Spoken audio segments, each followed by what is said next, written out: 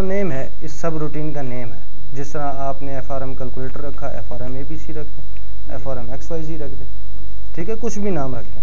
तो मैं यहाँ पे इसका नाम रखता हूँ बटन ऑल अंडरस्कोर क्लिक, कि ये तमाम बटन का क्लिक इवेंट मैं यहाँ पे लगाऊंगा, कि ये उसका मीनिंगफुल नेम हो गया, इस सब रूटीन का मीनिंगफुल नेम हो गया बटन ऑल अंडरस्कोर क्लिक, मतलब कि ये तमाम बटन्स का क्लिक इवेंट है। तो हमारे पास बटन 1 है।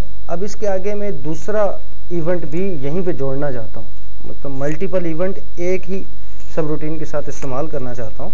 तो उसके लिए हम कामा देंगे, फिर बटन 0 लेंगे, डॉट उसका इवेंट देंगे क्लिक, फिर कामा बटन 1 और 0 हो गए, बटन 2 डॉट क्लिक, ठीक है, कामा बटन 3 डॉट क्लिक, कामा बटन 4 डॉट क्लिक, ठीक है जी, फिर बटन 5 डॉट कामा बटन 6 डॉट कामा बटन 7 डॉट कामा बटन 8 डॉट कामा और बटन 9 डॉट आखिर में कामा नहीं आएगा। ठीक हो गया जी, कि मैंने तमाम के तमाम बटन एक ही लाइन में दे दिए। क्लिक का इवेंट है, ये क्लिक का इवेंट है, तो सब तमाम के तमाम बटन्स का क्लिक का इवेंट मैंने लगा दिया।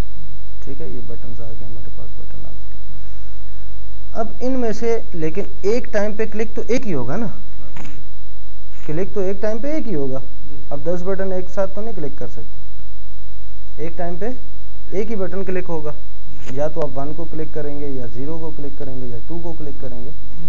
ठीक है, तो ये जो हमारे पास पैरामीटर में सेंडर की वैल्यू है, सेंडर एज अ ऑब्जेक्ट है, तो जब बटन एक क्लिक होगा तो इस सेंडर में भी तो एक ही बटन आएगा। जो हमारे पास जितने भी बटन्स हैं, टेक्स्ट बॉक्स हैं, लेबल्स हैं, इनको ऑब्जेक्ट कहते हैं। ये क्या है? ऑब्जेक्ट हैं। तो एक टाइम पे एक ऑब्जेक्ट क्लिक होगा, एक टाइम पे एक ही बटन क्लिक होगा, 10 बटन तो कर ही नहीं सकते क्लिक। ठीक है, तो इसका मतलब है कि जो बटन क्लिक होगा वो इसमें आएगा, वो किस में आएगा? सेंडर में आएगा।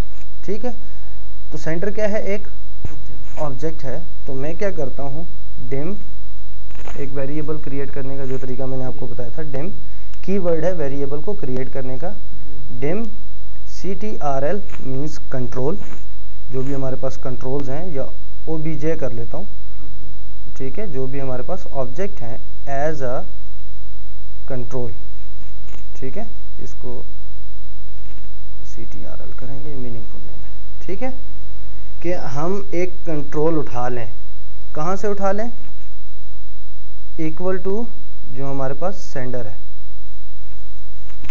जब भी कोई बटन क्लिक होगा, सेंडर के अंदर क्या आएगा? एक ऑब्जेक्ट आएगा। उस ऑब्जेक्ट को उठा के मैंने किसको दे दिया? कंट्रोल के वेरिएबल को दे दिया। ठीक है, और फिर मैंने इसे कहा me.txt display.text इक्वल टू कौन सा? me.txt डिस्प्ले में जो ऑलरेडी पड़ा हुआ है वो, और इसके साथ कंकैटिनेट कर दो क्या चीज़? जो CTRL के टेक्स्ट में पड़ा हुआ है। CTRL में अगर बटन 1 हमने क्लिक किया तो CTRL में क्या चीज़, कंट्रोल में क्या चीज़ आएगी? बटन 1 आएगी। तो बटन 1 का टेक्स्ट क्या है? 1। अगर 2 पे क्लिक होगा तो उसका टेक्स्ट क्या है? 2। 3 पे क्लिक होगा तो 4 पे क्लिक होगा, 5 पे, 8, 9, 7, 6 जितने भी हैं, जिस पे क्लिक होगा उस हिसाब से वो। नहीं, ये की तरफ से आया हमने कुछ, बटन का 1 का टेक्स्ट 1 है। ये देखें ना, 1 का टेक्स्ट क्या लिखा हुआ है? इधर हमने लिखा हुआ है। हाँ, उधर जो कोडिंग में मैं बताता हूँ। सेंटर के अंदर क्या आएगा? बटन आएगा। बटन आएगा। फॉर एग्जांपल बटन 1 आपने क्लिक किया जी। ठीक है, बटन 1 क्लिक किया तो वो कहाँ पे आएगा? वो यहाँ पे आएगा। ठीक है, यहाँ आ गया। यहाँ से मैंने उठाया, उसको एक कंट्रोल को दे दिया। अब ये कंट्रोल क्या बन गया? बटन 1 बन गया। तो यहाँ पे मैंने इसको दे दिया बटन 1 का जो टेक्स्ट है। बटन 2 क्लिक होगा तो 2 का टेक्स्ट, 3 क्लिक होगा 3 का टेक्स्ट, 4 क्लिक होगा 4 का टेक्स्ट। ठीक हो गया। तो उस बटन को मैंने उठाया कहाँ से? सेंडर से। सेंडर से उठा के एक वेरिएबल बनाया कंट्रोल का, कंट्रोल को दे दिया, और कंट्रोल को बता दिया कि भाई जो बटन क्लिक हो रहा है भाई उसका टेक्स्ट उठा के डाल दो। ठीक है, एग्जीक्यूट करते हैं। 1 2 3 4 ठीक है, सिर्फ इन्हीं के नीचे काम किया, बाकी किसी का क्लिक इवेंट नहीं चलेगा क्योंकि बाकी किसी पे हमने कोई काम नहीं किया। ठीक हो गई जी कहानी, समझ आ गई कि एक लाइन में ये 10 बटन हमने इकट्ठे कर लिए। ये प्रोफेशनल वे था। या तो आप हर एक का अलग अलग इवेंट थे, ठीक है, इवेंट पे काम करें, उस तरह भी हो सकता है, लेकिन वो प्रोफेशनल वे नहीं है। काम करेगा यूज़र के लिए, वो काम करेगा, यूज़र को नहीं पता बैकएंड पे क्या हो रहा है, लेकिन जब आप किसी प्रोफेशनल को चेक करवाएंगे बोलेगा यार ये क्या काम है। जब एक लाइन में काम हो सकता है, आपको डॉटनेट इतना फैसिलिटेट करती है कि आप एक लाइन में सारे काम कर लें, तो फिर उसके लिए ये तरीकाकार है। तो इसको हम कहते हैं मल्टी इवेंट कंट्रोल। ठीक है, ये हमने मल्टी इवेंट लगा दिए, मल्टीपल इवेंट लगे हो ना, 10 इवेंट्स हमने एक जगह बैठ के लगा दिए। ठीक हो गया जी। अच्छा, ये मसला तो हमारा हल हो गया। अब हमने ये करना है कि यूज़र पहले क्या करेगा। अब इसका तरीकाकार क्या है, इसके स्टेप्स क्या हैं, हम एक स्टेप्स लिखते हैं थोड़े से। ठीक है, अपने पास नोट डाउन करते हैं कि किसी भी चीज़ की हायरार्की आपको देखनी होती है। सबसे पहले यूज़र क्या करेगा, कोई वैल्यू लिखेगा। ठीक है जी, वैल्यू टाइप करेगा। फॉर एग्जांपल उसने 25 टाइप किया। फिर उसके बाद वो क्या करेगा, उसके पास ऑप्शंस हैं, या तो वो प्लस करेगा या माइनस पे क्लिक करेगा या मल्टीप्लाई पे क्लिक करेगा या डिवाइड पे क्लिक करेगा। चारों में से कोई एक ऑप्शन सेलेक्ट करेगा ना।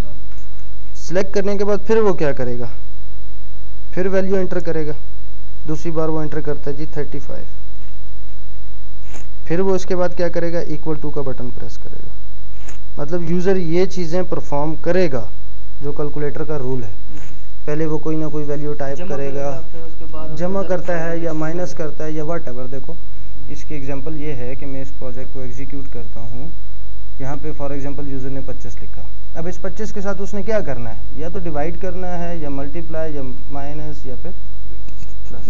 मतलब इनमें से कोई एक काम उसने ज़रूर करना है। ठीक है, कोई एक काम ज़रूर करना है। ठीक है, फिर उसके बाद फॉर एग्जांपल वो ये क्लिक करता है प्लस। तो अब हमने ये देखना है कि इन चारों बटन्स पे वो जो काम हमने लगाना है, वो वैल्यू तो हमने एंटर करवा ली यूज़र से। अब हमने प्लस, सब्सट्रैक्ट, मल्टीप्लाई और डिवाइड के ऊपर काम करना है कि जब वो प्लस पे क्लिक करे तो हमने कोडिंग में क्या काम करना है। ठीक है, प्लस पे क्लिक करने के बाद या सब्सट्रैक्ट पे या मल्टीप्लाई पे, तो फिर वो वैल्यू देगा। फिर हमने उससे वैल्यू लेनी है और फिर उसके बाद वो क्या करेगा, इक्वल टू करेगा। तो इक्वल टू पे हमने डिसाइड करना है कि उसने कौन सा बटन प्रेस किया था और उसका रिजल्ट क्या आना चाहिए। तो पहली वैल्यू क्या थी, दूसरी वैल्यू क्या थी, और ऑपरेटर कौन सा था, दौरान में कौन सा। ठीक है, ऑपरेटर कौन सा यूज हुआ। ठीक है जी। अच्छा, अब यहाँ पे हम करते हैं इसको प्लस के ऊपर आ जाते हैं, पहला काम। ठीक है, प्लस पे मैंने डबल क्लिक किया तो इसका ऐड का BTN ऐड का क्लिक इवेंट बन गया। तो यहाँ पे हम इसको देते हैं, सबसे पहले हमने वेरिएबल बनाने हैं। तो पहले जो हमने वेरिएबल बनाए थे पुराने, उसमें ये जो वेरिएबल बनाया है, ठीक है, इसका स्कोप यहाँ से लेके इस प्राइवेट सब से लेके एंड सब तक है। ठीक है, इस वेरिएबल का स्कोप इसके अंदर तक है। अगर मैं चाहता हूँ कि मेरा एक वेरिएबल पूरे प्रोजेक्ट पे, मतलब सॉरी, इस पूरे फॉर्म के ऊपर काम करे, तो उसको मैं ग्लोबली डिफाइन करूँगा इस फॉर्म के अंदर। यहाँ से फॉर्म शुरू हो रहा है, यहाँ पे एंड हो रहा है, तो इस फॉर्म के अंदर मैं उसको डिफाइन करूँगा टॉप पे। इसको कहते हैं ग्लोबल वेरिएबल, कि वो इस फॉर्म के हर हिस्से से कॉल हो सकता है, हर हिस्से पे काम कर सकता है। तो हमें कितने वेरिएबल चाहिए, पहले तो हमें 2 वेरिएबल चाहिए। एक चाहिए वैल्यू 1 कामा, इसी के साथ मैं दूसरा भी इनिशलाइज करवा लेता हूँ, वैल्यू 2 एज कौन सी वैल्यू चाहिए, डबल के। एक तो हमें चाहिए डबल का वेरिएबल चाहिए। किसका वेरिएबल चाहिए, डबल का वेरिएबल चाहिए। ठीक है जी। अच्छा जी, ये हमने कर लिया। अब हम ऐड के बटन पे आते हैं और इसको हम कहते हैं कि जैसे ही वो ऐड पे क्लिक करे तो ये क्या करे, सबसे पहले जो हमारे पास वैल्यू 1 है, ठीक है, तो यहाँ पे हम me.value1 भी लिख सकते हैं क्योंकि अब वो ग्लोबली डिफाइन है। me डॉट जो वैल्यू 1 है उसके अंदर वैल्यू आ जाए कौन सी, वैल ऑफ me.txt display.text की वैल्यू। जो हमारा ऊपर टेक्स्ट बॉक्स है उसके अंदर जो वैल्यू लिखी हुई है वो उठाओ, कन्वर्ट करो और वैल्यू के वेरिएबल को दे दो। ठीक हो गया।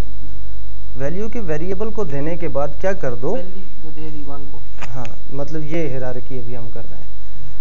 उसने वैल्यू लिख ली, अब उसने प्लस पे क्लिक किया तो वो क्या करेगा, ये वाली वैल्यू उठा के एक जगह पे स्टोर करवा देंगे। ठीक है, हाँ 1 में हम इसको स्टोर करवा देंगे। स्टोर करवाने के बाद हम क्या करेंगे, जो हमारा me.txt डिस्प्ले है उसके टेक्स्ट को खाली भी तो करना है ना, नथिंग कर देंगे। नथिंग मतलब ब्लैंक, खाली होगा। वो खाली इसलिए किया कि अब उसने दूसरी वैल्यू भी देनी है। ठीक है, अब यूज़र ने दूसरी वैल्यू दी तो दूसरी वैल्यू के लिए दूसरी वैल्यू देगा, इस पे तो हम काम कर चुके हैं वैल्यू देने वाले पे। फिर वो क्या करेगा, इक्वल टू पे क्लिक करेगा, सेम लाइक दिस। ठीक है जी, अब हमने इक्वल टू पे आना है और इक्वल टू पे अब उसने दूसरी वैल्यू लिखी हुई है तो वो मैं दूंगा me.value2 इक्वल टू क्या चीज़, वैल ऑफ क्या, txt डिस्प्ले का टेक्स्ट। पहले उसने ऐड पे क्लिक किया तो वैल्यू लिखी हुई थी जो ऐड पे थी, वो वैल्यू पहले वेरिएबल को चलेगी, वैल्यू 1 को चलेगी। अब उसने उसके बाद टेक्स्ट को खाली किया। ठीक है, फिर यूज़र ने दूसरी वैल्यू दी, दूसरी वैल्यू के बाद वो क्या करेगा, इक्वल टू पे जाएगा।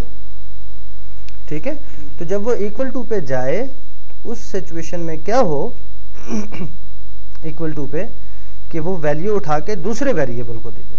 अब हमारे पास दो वैल्यूज़ आ गई हैं, तो अब हम क्या करेंगे, जो me.txt डिस्प्ले है उसके टेक्स्ट में रिजल्ट भी हमने यहीं पे शो करना है। पहले ये था कि एक में वैल्यू लेते थे, फिर दूसरे में वैल्यू लेते थे, तीसरी जगह पे शो करते थे। अब तीनों काम हमने एक ही टेक्स्ट बॉक्स में करना है। ठीक है, तो अब यहाँ पे उसको हम कहेंगे जो txt डिस्प्ले का टेक्स्ट है उसमें वैल्यू 1 को जमा करके वैल्यू 2 के साथ शो कर दो। समझ आ गई? हमने क्या किया, दो वेरिएबल लिए, वैल्यू 1 वैल्यू 2। ठीक है जी, जब उसने ऐड पे क्लिक किया, जाते हैं ज़रा प्रोग्राम की तरफ, चेक करते हैं। पहले उसने वैल्यू दे दी 254, फिर उसने क्या किया, प्लस पे क्लिक किया तो ये क्या हुआ, 254 उठ के वैल्यू 1 में चली गई और ये खाली हो गया। अब इसने बीच में कह दिया जी 254 था तो इसके अंदर हम 2 और ऐड करवा लेते हैं, या ठीक है 2 ऐड करवा लेते हैं मज़ीद। अब ये उसने सेकंड वैल्यू दी, जब इक्वल टू पे हम क्लिक करेंगे तो ये क्या करेगा, ये वाली वैल्यू उठा के किसको देगा, वैल्यू 2 को देगा और फिर दोनों को जमा करके यहीं पे डिस्प्ले करवा देगा। 254 + 2 256 हो गया। अब हम देते हैं जी इसमें, ठीक है जी, अब इसमें मैंने मज़ीद थोड़ा सा वो कर दिया और ठीक है, तो ये उसमें उसने प्लस कर दिया, तो ठीक हो गया जी। अगर ये ऐड वाला बटन क्लिक करते हैं तो पहले वाली वैल्यू ख़त्म ना हो जब तक लिखे ना, हाँ वो भी हम काम करेंगे आगे। ठीक है, अच्छा जी, ये चीज़ आ गई जी। उसमें थोड़ा बुलियन का कंट्रोल है, वो बुलियन पे हम आगे मज़ीद काम करेंगे अभी इसमें, मतलब अभी इसमें काम रहता है इनिशियल स्टेज पे अभी। अच्छा जी, इक्वल टू हो गया, यहाँ तक हमारा प्लस का तो काम हो गया। अब हम साथ में एक और काम कर लेते हैं कि जो हमारा CE का बटन है क्लियर का, तो क्लियर में हमने सिंपल लिखना है कि जो me.txt display.text है वो क्या हो जाए, नथिंग हो जाए। ठीक है, क्लियर हो जाए, क्या हो जाए, नथिंग हो जाए, क्लियर हो जाए। अच्छा जी, अब हमने काम करना है माइनस के ऊपर। तो माइनस के ऊपर हम क्या करेंगे, सबसेक्ट के ऊपर सेम उसी तरह से me.value1 इक्वल टू क्या चीज़, me.txt डिस्प्ले का टेक्स्ट, लेकिन इसको क्या करना है, वैल में कन्वर्ट करना है। क्या करना है, वैल में कन्वर्ट करके देना है ना, क्योंकि ये स्ट्रिंग है और ये डबल है। इसकी टाइप देखें एज स्ट्रिंग है और इसकी टाइप एज डबल है, तो इस लिहाजा इसको हम डबल में कन्वर्ट करेंगे और सेम उसी तरह से me.txt display.text equal to nothing. ठीक हो गया जी। अच्छा, फिर हमने इक्वल टू पे भी काम करना है। ठीक है, इक्वल टू में मैं इसी लाइन को कॉपी करता हूँ कि यूज़र माइनस के बाद फिर इक्वल टू करेगा ना, इसको मैंने क्या कर दिया, माइनस कर दिया। ठीक है, ये इक्वल के बटन के ऊपर है।